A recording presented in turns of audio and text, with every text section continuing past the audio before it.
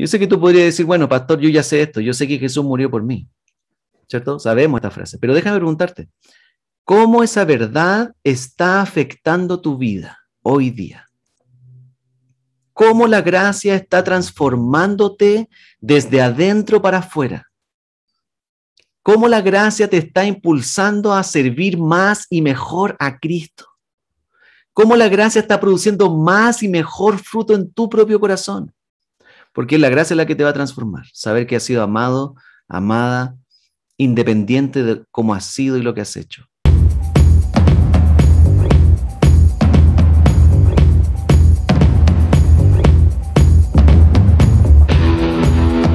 Pero como les preguntamos ahí en la sala, y que también John nos dijo como de un principio de día en el servicio cuando partimos, si tuviéramos que resumir el mensaje del cristianismo en 30 segundos, en una subida de ascensor con el vecino, y te pregunta, vecino, oiga, ¿de qué se trata la fe cristiana?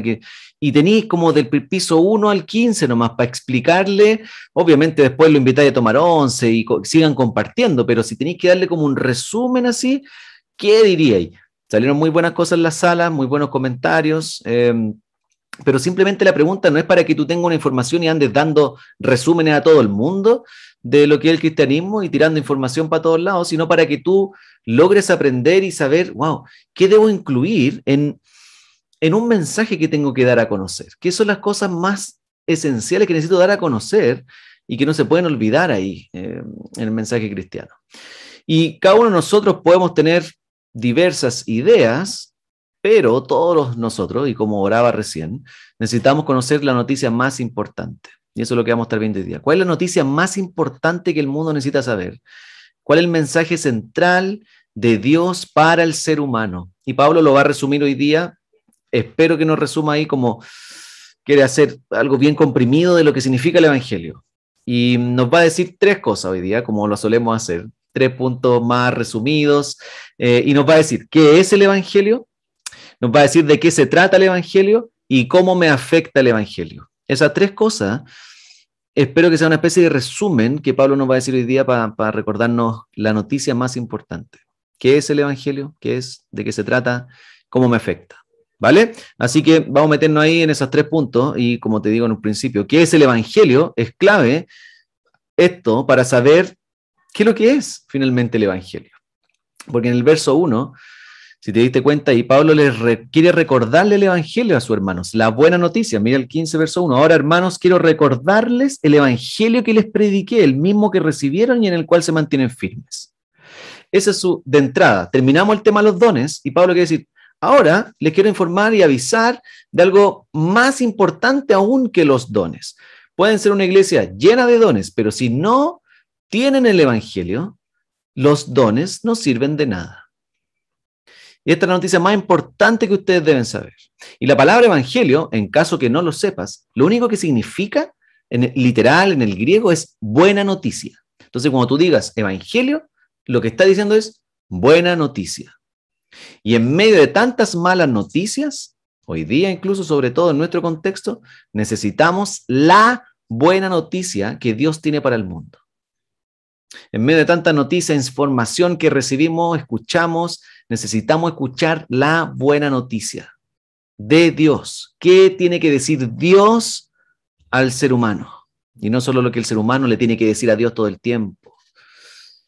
Por lo tanto, el Evangelio, la buena noticia, y lo vamos a estar todo el rato haciendo ese sinónimo, no son simplemente algunas enseñanzas acerca de Jesús, no son solamente algunas normas para vivir una mejor vida como creyente, ni el Evangelio tampoco es una especie de subcultura que algunas personas viven para ordenar sus vidas, sino que el Evangelio es una noticia, es el anuncio de una buena noticia de Dios para el ser humano, un mensaje acerca de algo que Dios hizo y que sigue haciendo hoy día en nuestro mundo hoy día. Y algunas características, déjame mencionarte algunas características de la buena noticia que Pablo en el puro verso 1 nos da, al menos 3 características. Mira como Pablo lo menciona. Lo primero que dice que el Evangelio se recuerda, la buena noticia se recuerda. Por eso le dice, quiero recordarles el Evangelio. Ellos son creyentes y necesitan recordar el Evangelio constantemente porque se olvida constantemente. Probablemente mañana tú te levantas en la mañana, día lunes, y ya olvidaste la buena noticia. Y ya el evangelio quedó en el día domingo. ¿Cómo lo conecto ahora el evangelio a mi día lunes al levantarme? ¿De qué me sirve? Y empezamos a olvidar por las circunstancias en las cuales estamos también inmersos. Por lo tanto, el evangelio, la buena noticia de Jesús, no es solamente para una vez en la vida, la necesitamos recordar constantemente, incluso los creyentes. El evangelio no es solo para no creyentes, para que se salven, obviamente sí, pero el evangelio también es para creyentes, como está ocurriendo ahora con los corintios. Pablo hay que recordar a los cristianos el evangelio. Tú necesitas recordar constantemente el evangelio, autoinyectártelo en la vena todos los días de la semana. Y no solo se recuerda, sino que se recibe, dijo Pablo ahí también, en el mismo verso 1, el mismo que recibieron. Y es decir, no solo que ya escucharon con sus oídos, sino que lo han recibido, lo han aceptado, lo han abrazado por fe, este mensaje, ¿ya? No es solo que el mismo que escucharon, sino lo recibieron, lo aceptaron. Y mi deseo hoy día, obviamente, al igual que Pablo, es que tú puedas recibir este mensaje, no solo escuchar información hoy día, que recibas el mensaje del cristianismo, que recibas el evangelio, que lo abraces, lo creas, te haga sentido, confíes en este mensaje para tu fe, para tu salvación. Ese es mi mayor deseo hoy día. Y por último, Pablo dice que el evangelio te mantiene firme. Al final del verso 1 dice, y en el cual se mantienen firmes. Es decir, el evangelio, como te decía, no se recibe solo una vez en la vida, sino que se recuerda todo el tiempo, porque es lo único que va a mantener tu corazón hasta el final.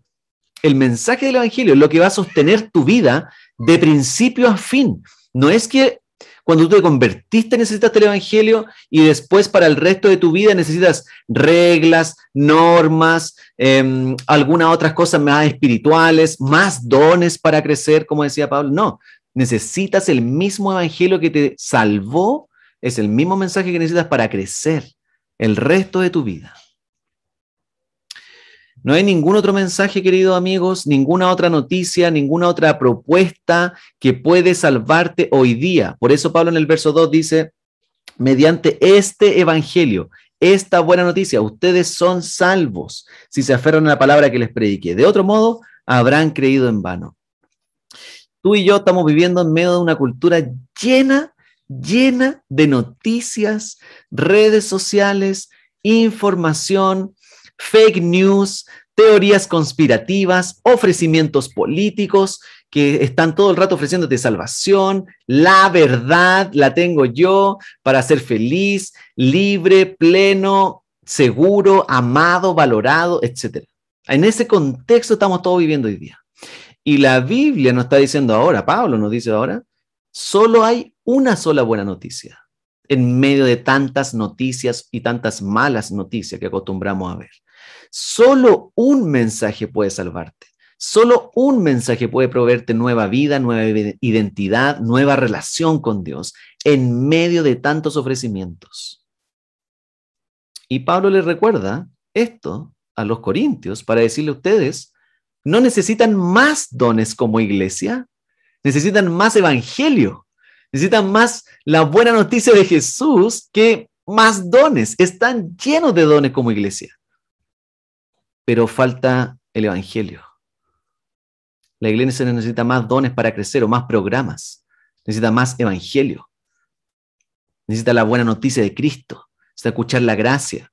Necesita escuchar lo que Jesús hizo en la cruz. Eso es lo que más necesitamos y no podemos olvidarlo ni asumirlo, que eso es el otro peligro. Podemos olvidar el evangelio o podemos asumirlo. Es decir, yo ya sé el evangelio, yo ya conozco lo que Jesús hizo en la cruz y empezamos a asumir. Sí, yo ya conozco, yo ya hice todos los cursos, yo me sé al revés y al derecho las frases. Jesús murió por mis pecados. Cuando empezamos con esa dinámica en nuestro corazón, quiere decir que estamos asumiendo el evangelio. Y eso es extremadamente peligroso para un creyente. Y como te digo, no es solo para no creyentes el evangelio, es para la iglesia. Pablo está ofreciéndole el evangelio a la iglesia porque lo que más necesitamos es el evangelio. Ahora, ¿de qué se trata el evangelio? Esa es la segunda pregunta que Pablo quiere respondernos. Ya nos dijo qué es el evangelio, es una buena noticia para el mundo, para salvación.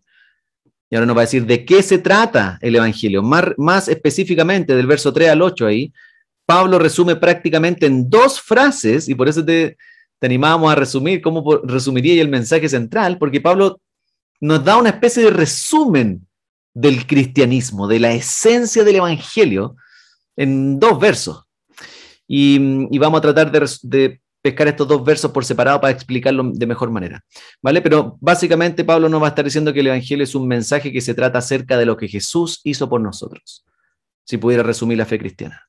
Es un mensaje que se trata acerca de lo que Jesús hizo por nosotros. Mira el verso 3 y 4, te los voy a leer y después los vamos a separar para explicártelos mejor. Verso 3, Pablo dice, porque ante todo les transmití a ustedes lo que yo mismo recibí, que Cristo murió por nuestros pecados, según las Escrituras. Verso 4, que fue sepultado, que resucitó al tercer día, según las Escrituras. Ahí Pablo nos está haciendo una especie de resumen en un tuit, en una frase. ¿Qué es el Evangelio? ¿De qué se trata? Y en el verso 3, vamos a separar el verso 3 y el verso 4 para explicártelo más detalladamente, tú sepas qué nos está resumiendo Pablo. En el verso 3 está diciendo, Cristo murió por nuestros pecados según las Escrituras. Y probablemente debe haber estado pensando o citando, bueno, Isaías 53, por ejemplo, está lleno de alusión a la obra de Jesús, muchos siglos antes que Jesús viniera. Isaías 53, 12 dice, derramó su vida hasta la muerte y fue contado entre los transgresores, cargó con el pecado de muchos e intercedió por los pecadores. Probablemente Pablo tenía eso en su mente al decir que Cristo murió por nuestros pecados, conforme a las Escrituras, porque las Escrituras que Pablo tenía disponible ahí era el Antiguo Testamento. Entonces, probablemente pensó en un pasaje como este o en tantos otros del Antiguo Testamento. Entonces, para que tú sepas por qué Pablo dice esta frase, es que probablemente, o no probablemente, pero desde el Antiguo Testamento se esperaba que alguien pagara por el pecado del pueblo de Dios. Y no solo por el pecado del pueblo de Dios, sino de todo el ser humano. Haberse rebelado contra Dios, haberle dado la espalda a Dios. Se esperaba que alguien pagara por esa actitud de rebeldía del ser humano con Dios. Una actitud interna, que te acuerdas que siempre le decimos el pecado con P mayúscula, el problema que nace del corazón, donde me quiero rebelar ante Dios, yo quiero vivir mi vida sin Dios. Ese es el pecado con P mayúscula, le decimos, porque desde ahí nacen todos los pecados con P minúscula, las actitudes pecaminosas fluyen de un corazón que se ha alejado de Dios. Y por lo tanto, esa actitud merece un castigo, y ese castigo debía pagarlo el ser humano, partiendo por el pueblo de Dios. Y todo el Antiguo Testamento, finalmente, si tú quieres leer el Antiguo Testamento, se trata de la historia de la búsqueda de alguien que lograra salvar a la humanidad de ese castigo que merecía por su rebeldía interna. Y Isaías, el pasaje que te acabo de citar de Isaías 53, comienza a dar una pista y empieza a decir, bueno, va a venir alguien, un siervo, que daría su vida por los pecadores, alguien que cargaría con lo que nosotros merecíamos cargar, alguien que tomaría y recibiría a él, como dice el verso de Isaías, cargó con el pecado de muchos. Había una persona que iba a venir y que iba a tomar todo lo que nosotros merecíamos recibir. Y Pablo dice, Jesús es esa persona. Por eso dice en el verso 3, Cristo murió por nuestros pecados, según las Escrituras. Él tomó nuestro lugar. Él recibió el castigo. Él cargó con nuestro pecado. En otras palabras, Él recibió la sentencia que nosotros debíamos recibir por nuestro rechazo a Dios. Él soportó el rechazo del mundo en su máxima expresión. Burlas, injusticia, violencia, hasta la cruz. Nadie quería recibirlo, nadie quería a Dios en su vida. Por lo tanto, Jesús soportó todo lo que nosotros debíamos recibir de Dios mismo por nuestro rechazo. En otras palabras, cuando le dimos lo peor de nosotros a Dios, Él nos dio lo mejor de sí, su propio Hijo, Él mismo, viniendo a buscarnos para perdonarnos, cargar Él mismo nuestro pecado. Por lo tanto, Jesús se hizo responsable de nuestro propio pecado. Eso significa que Cristo murió por nuestros pecados, como dice Pablo en el verso 3. Y después Pablo agrega, fue sepultado, para decir que estaba bien muerto. Porque en el tiempo de Pablo habían algunos que creían que, o generaban una historia para decir que Jesús nunca murió realmente. Y por eso no habría resucitado. Por eso Pablo dice, fue sepultado. estaba bien muerto. Y en el verso 4 sigue diciendo, y resucitó al tercer día según las Escrituras. Y probablemente también estaba pensando en Isaías 53, verso 11, cuando dice, después de su sufrimiento verá la luz y quedará satisfecho, haciendo alusión a una especie de resurrección que esta persona que vendría iba a experimentar después de haber muerto. Y quizá el tema de la cruz y la muerte de Jesús es algo que tal vez no nos cuesta tanto creer, y quizás puede ser más fácil de aceptar, pero cuando llegamos al tema de la resurrección puede ser un poquito diferente, un poquito más complejo. No sé si es uno de los aspectos más fáciles tal vez de creer, pero es uno de los aspectos más relevantes y más cuestionados en la historia de la humanidad, el tema de la resurrección. Podemos pensar que creer en la resurrección de alguien es algo del pasado, ahora nosotros somos más modernos, somos más científicos, no podemos creer en esta idea, en estas leyendas del pasado de que alguien pudiera resucitar. Allá, para ellos, los judíos era más fácil creer estas cosas porque eran menos educados quizás, no conocían mucho de ciencia y nosotros hoy día sí, entonces para ellos tal vez era más fácil creer en la resurrección. Pero déjame decirte que para el judío del primer siglo, creer en la resurrección era algo súper impensado. Era súper difícil creer en algo como eso. Primero, para un judío, pensar de que Dios muriera ya era algo imposible, porque Dios no puede morir. Y por lo tanto, no va a resucitar. Entonces, un judío jamás hubiera tenido en su mente que no le hacía sentido el hecho que Dios muriera y resucitara. Eso no lo esperamos de Dios. Y segundo, la cultura en la cual estaban, sobre todo la iglesia en Corinto, la cultura griega filosófica, hacía que fuera mucho más innecesario resucitar, porque se creía en ese tiempo, desde la cultura griega, Platón, Aristóteles y todo, creían que el cuerpo en sí mismo era algo malo. Y la muerte era una especie de liberación de este cuerpo, como esta cárcel en la cual estamos y que tenemos que desechar. Y si morimos, no queremos resucitar con un cuerpo, queremos resucitar en alma simplemente, para dejar luego este cuerpo que hay que desechar. Por lo tanto, el tema de la resurrección, el evento de la resurrección, siempre ha sido y será un tema difícil de creer. Por eso Pablo les pone algunas evidencias de la resurrección. ¿Viste el verso 5 al 8? Pablo pone varias evidencias para decirte, oye, no es algo que se me ocurrió a mí, yo sé que es difícil creerlo, pero miren, verso 5 al 8. Y que se apareció a Cefas y luego a los 12, después se apareció a más de 500 hermanos a la vez, la mayoría de los cuales vive todavía, aunque algunos han muerto. Luego se apareció a Jacobo, más tarde a todos los apóstoles y por último, como a uno nacido fuera de tiempo, se me apareció también a mí. Pablo está diciendo, hay muchos testigos de que Jesús resucitó y algunos incluso están vivos todavía para que puedan ir a preguntarles qué pasó con Jesús. Vayan al negocio de la esquina, pregúntenle a la señora Juanita, oye, ¿tú viste? Sí, se apareció frente a mí y frente a todos los del pasaje acá. Los vimos resucitados, pero ¿cómo fue la cuestión? Vayan a investigar, hay muchos testigos. Y a mí se me apareció, dice Pablo, a los apóstoles, todos pudimos ver a Jesús. No fue una alucinación de una sola persona, muchos lo vimos. Por lo tanto, Pablo está diciendo, ¿sabéis qué? La resurrección de Jesús es verdad.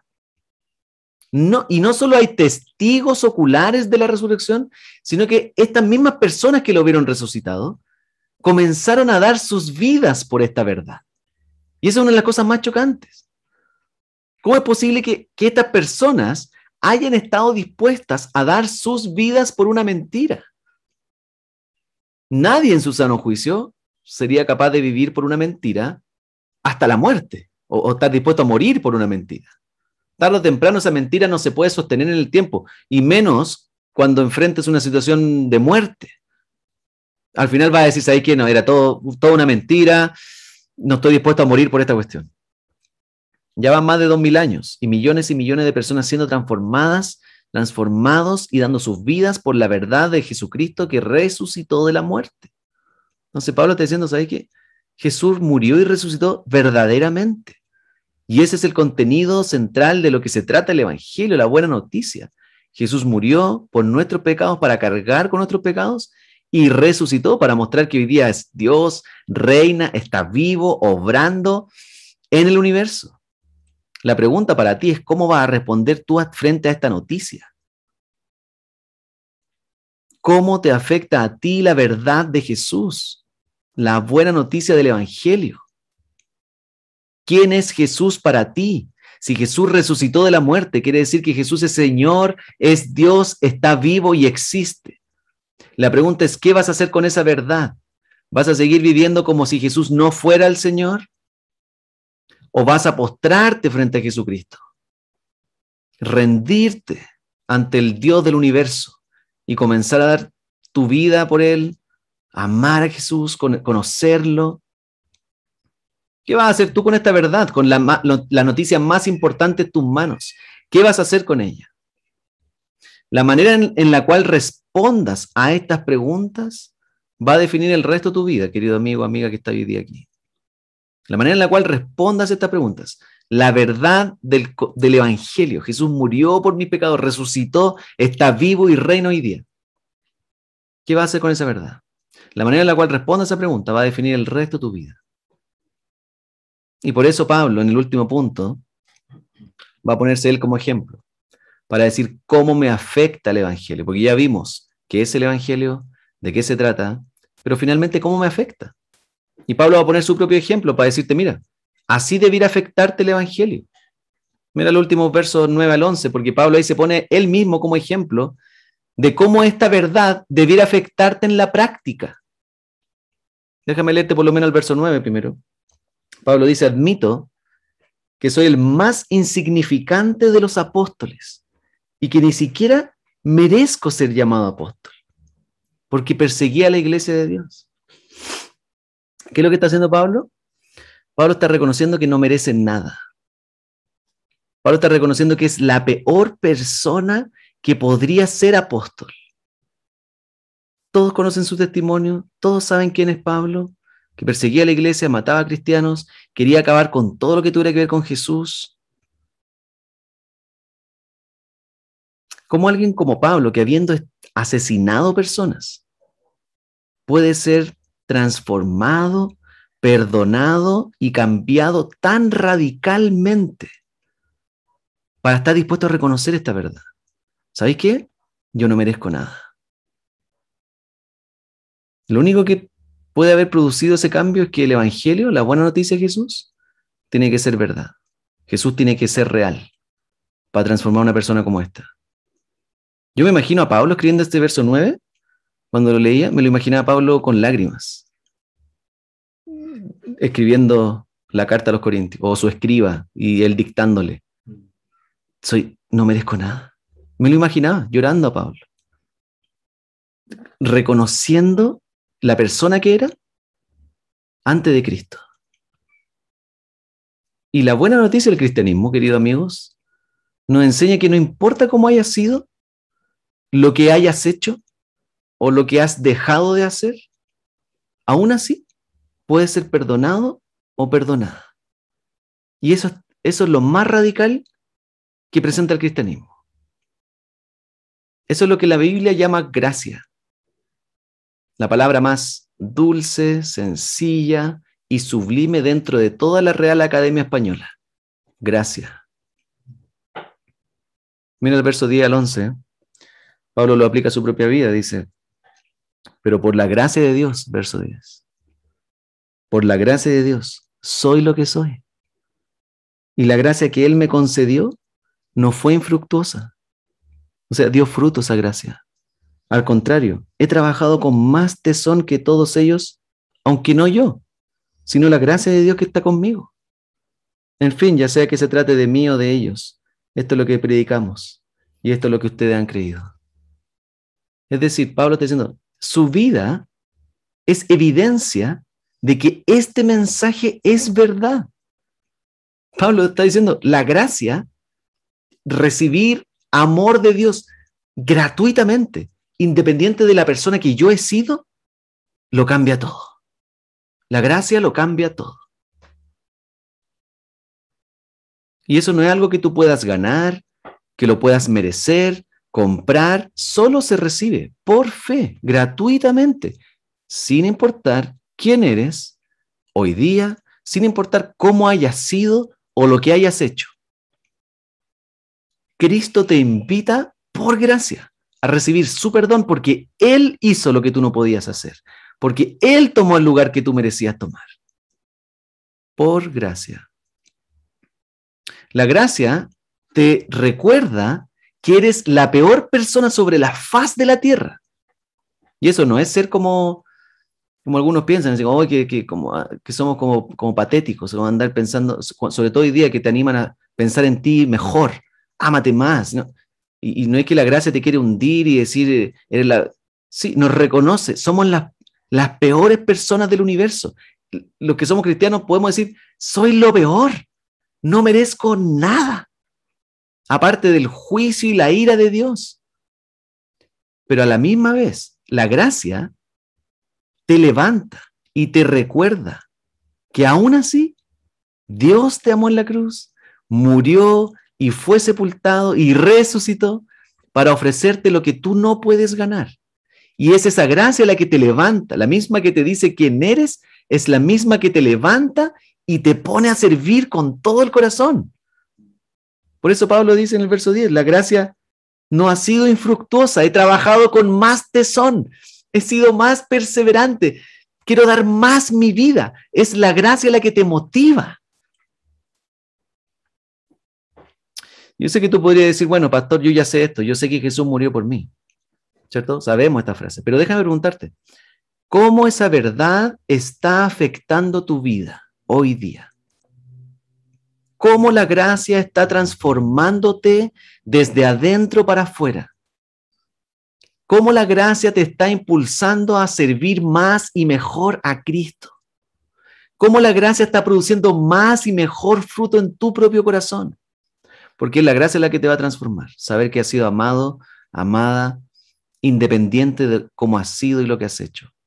¿Cómo esa verdad te está transformando y te está afectando hoy día tu vida? Pablo mismo dijo que esa gracia es la que lo llevó a servir más a Cristo, más que todos.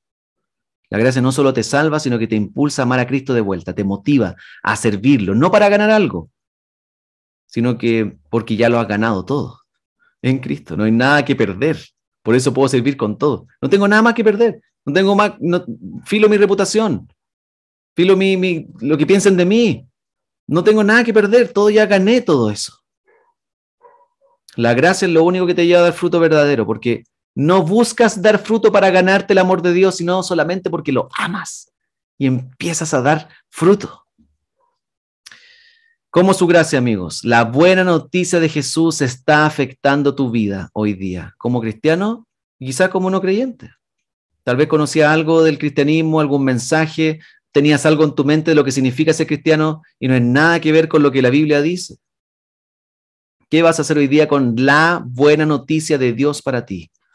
Que murió por tus pecados, Él cargó con lo que tú merecías cargar, murió, resucitó y está vivo reinando hoy día y abierto con sus brazos para recibirte lleno de gracia y perdón. ¿Qué vas a hacer tú con esa verdad y esa buena noticia hoy día? Déjame orar para cerrar, esperando que el Espíritu Santo te lleve a recibir su gracia esta mañana, recibir su perdón, su amor gratuito, inmerecido, incluso como llegaste hoy día, habiendo tenido drama en la mañana, pelearse con el marido, tener dramas con los hijos y llegáis como no merezco nada. Sí, no mereces nada. Es por gracia. Y esta mañana podéis volver a Cristo otra vez más, por su gracia, pero para empezar a servirlo aún más con esa misma gracia. Déjame orar y de ahí terminamos. Padre, gracias por tu palabra y recordarnos la buena noticia de Jesús, la buena noticia de que murió por nosotros, cargó nuestro pecado, pagó lo que no podíamos pagar, resucitó en señal de que ese pago es válido y hoy día está vivo y reinando como Dios del universo.